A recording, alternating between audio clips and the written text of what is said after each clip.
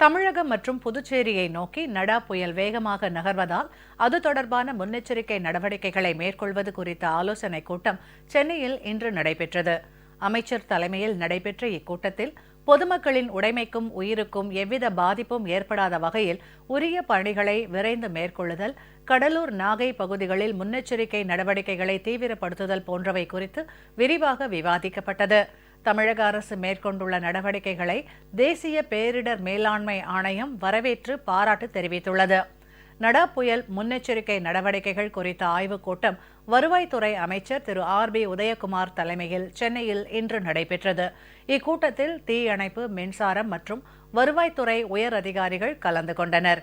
நடா புயலை ஒட்டி சென்னை மற்றும் கடலூர், நாகை மாவட்டங்களில் மேற்கொள்ளப்பட வேண்டிய நடவடிக்கைகள் குறித்து இதில் தீவிரமாக ஆலோசிக்கப்பட்டது.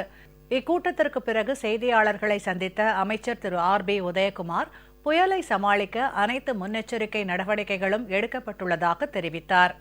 நாங்கள் ரெகுலராக 32 ரெவன்யூ டிஸ்ட்ரிக்ஸும் பர்டிகுலராக 13 நம்ம கோஸ்டல் டிஸ்ட்ரிக்ஸையும் தொடர் 24 மணி நேர தொடர் கண்காணிப்பில் நம்ம இருக்கோம். ஸோ மாவட்ட நிர்வாகம் தயார் நிலையில் இருக்குது. எந்த மாதிரி புயல் காற்று வந்தாலும் சரி, மழை வந்தாலும் சரி, தயார் நிலையில் இருக்கிறாங்க. குறிப்பாக இந்த மாதிரி வேகமாக விண்டு காற்று வருகிற போது நமக்கு ஃபஸ்ட்டு நம்ம பார்க்க வேண்டியது இபி தான். ஸோ அவங்க தயார் நிலையில் இருக்கிறாங்க. இம்மிடியட்டாக அதுக்கு உரிய பாதுகாப்பு ஏற்பாடு வேணும்.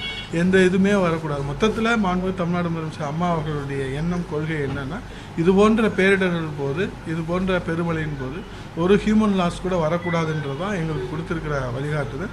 அதிகாரப்பூர்வமாக அறிவிக்கும் வரை புயல் பாதுகாப்பு மையங்கள் வீட்டிற்கு திரும்பி செல்ல வேண்டாம் அப்படின்னு சொல்லியிருக்கோம். எந்த இதுவுமே அதிகாரப்பூர்வ அறிவிப்பு இல்லாமல் நம்ம வதந்தி செய்திகளை எதுவுமே நம்ம நம்பக்கூடாது அப்படின்றத சொல்லியிருக்கிறோம். மேலும் வதந்திகளை யாரும் நம்ப வேண்டாம் என்றும், தாழ்வான இடத்தில் இருப்போர் எச்சரிக்கையுடன் இருக்க வேண்டும் என்றும் வருவாய்த்துறை கேட்டுக்கொண்டுள்ளது.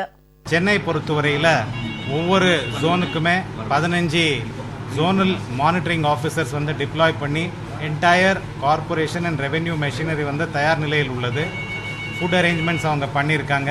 Water supply arrangements super chlorinated water supply பண்ணுறதுக்காக ஏற்பாடு பண்ணியிருக்காங்க. இபி தரப்பில் ஒவ்வொரு மாவட்டத்திற்கு ஒரு சீஃப் என்ஜினியர் தலைமையில் குழு போட்டு தயார் நிலையில் இருக்கின்றாரு. இதே போல் இந்த சைக்ளோன் டைமில் இந்த மின்சாரம் துண்டித்து மக்களுக்கு பாதுகாப்பான ஏற்பாடுகள் பண்ணுறதுக்கான ஏற்பாடுகள் அனைவரும் பண்ணியிருக்காங்க. மக்கள் ரேடியோ அண்ட் டெலிவிஷன் கான்ஸ்டண்ட்டாக பார்க்கணும். தேவையில்லாத ரூமர்ஸ் மேலே நம்பக்கூடாது. அஃபீஷியல் வெதர் புல்லட்டின்ஸ் அண்ட் அட்வைசரிஸில் மட்டும்தான் அவங்க கான்சென்ட்ரேட் பண்ணணும்.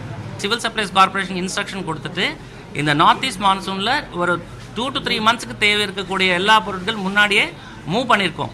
குறிப்பாக இந்த வல்னரபிள் ஏரியாஸ் ஐடென்டிஃபை பண்ணி அந்த இடத்துல எல்லாம் ஸ்டாக் பண்ணி வச்சுருக்கோம். அதில் எந்த விதமான பிரச்சனையும் வராது. எல்லா டிஸ்ட்ரிக்ட் அட்மினிஸ்ட்ரேஷனும் நாங்கள் அலர்ட் பண்ணி வச்சுட்டு ரிலீஃப் சென்டர் மேலே ஃபோக்கஸ் அதிகமாக வச்சுருக்கோம். அது காரணம் என்னன்னு சொன்னால், ஃபஸ்ட்டு சைக்ளோன் வரும்போது அதிகமாக இவாக்குவேஷன் மேலே தான் நம்ம கவனம் செலுத்த வேண்டியது வரும். Because along with the Reigns heavy winds will come. First and foremost strategy will be to rescue and evacuate the people.